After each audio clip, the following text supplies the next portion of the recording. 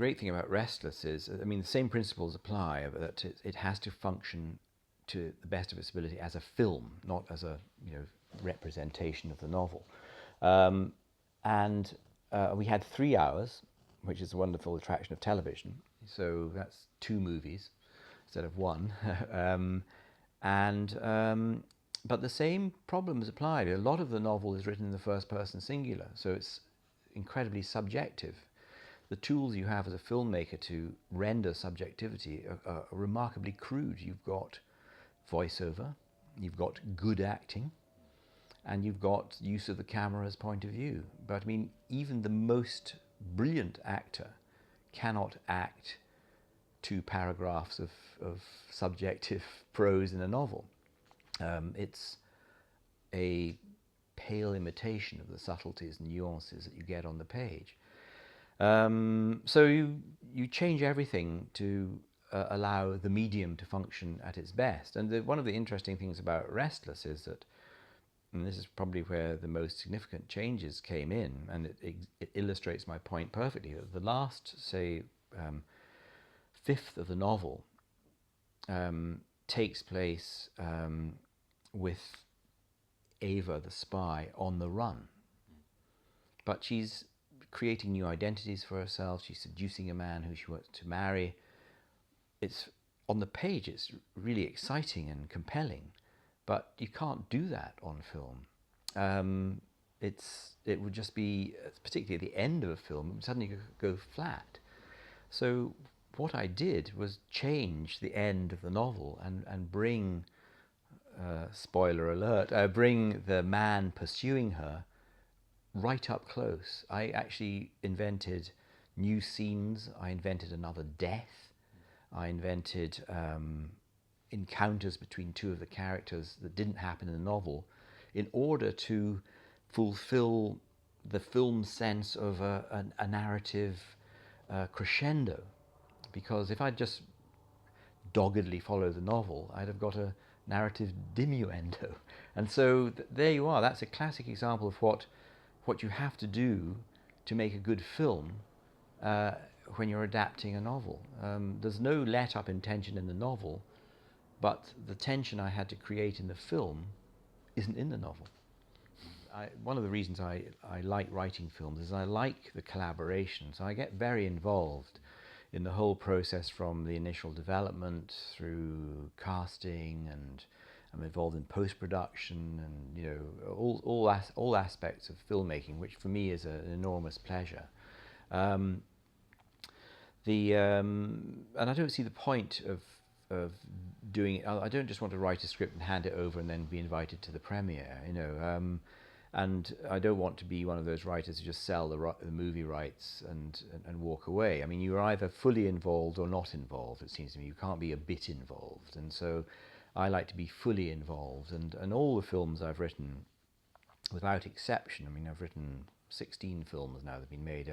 I've been very involved in the whole process, and I've often been a co-producer or an executive producer, which is a meaningless title, just means you're very involved, and I enjoy that, and it's a great other thing to do alongside the day job of novel writing, because I just sit in my study next door alone and work.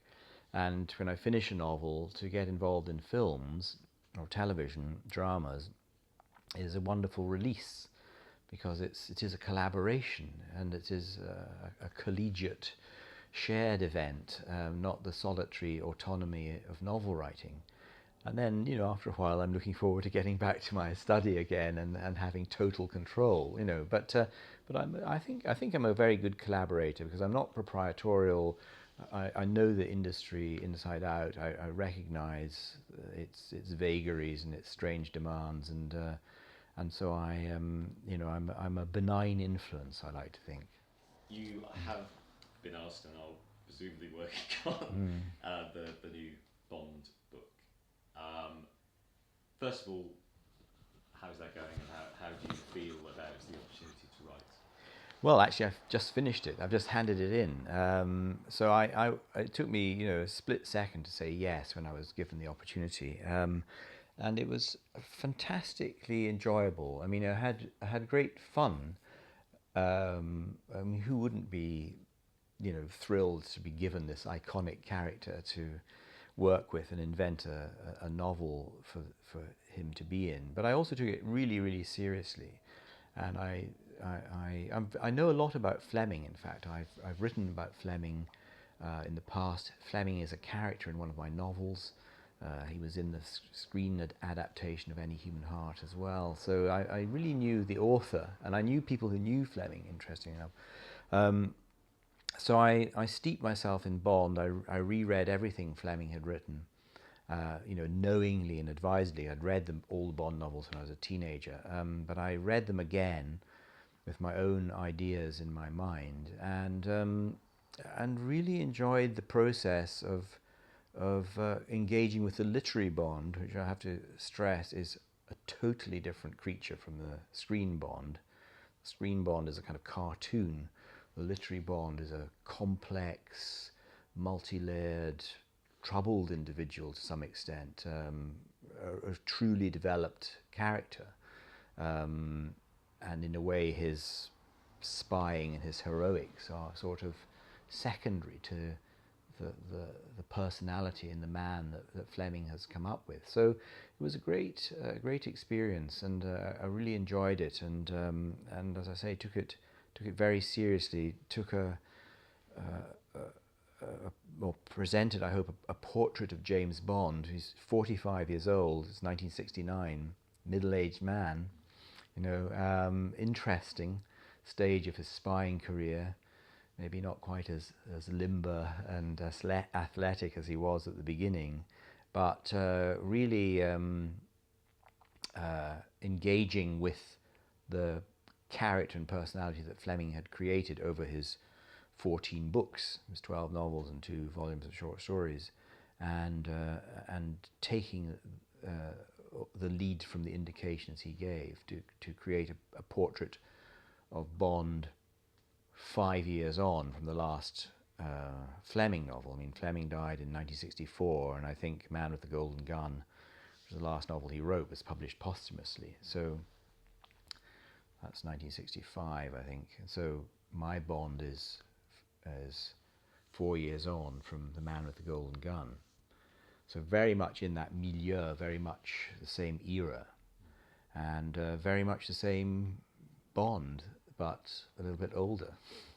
And lastly on that, who do you see yourself handing over the baton to on the next Bond, perhaps? Is there somebody you'd like to read a Bond by, fiction or non-fiction writer? That's almost impossible question to answer. I think, and I won't even attempt to pick a name out of the hat. I mean, I was, in some ways, I'd written my last 3 novels have all, well, not my last 3, but certainly Any Human Heart and Waiting for Sunrise are to do with, and Restless, of course, are all to do with espionage. So I'm very familiar with that world, but also I was very familiar with Fleming and the kind of Englishman he was and the kind of personality he was. And so it was a golden opportunity for me, but I can't think of somebody for whom it would be a golden opportunity. You can't be frivolous about it. That's the thing. You have to take it on in all seriousness, and it's not just a nice gig. It's a challenge, and one you have to rise to.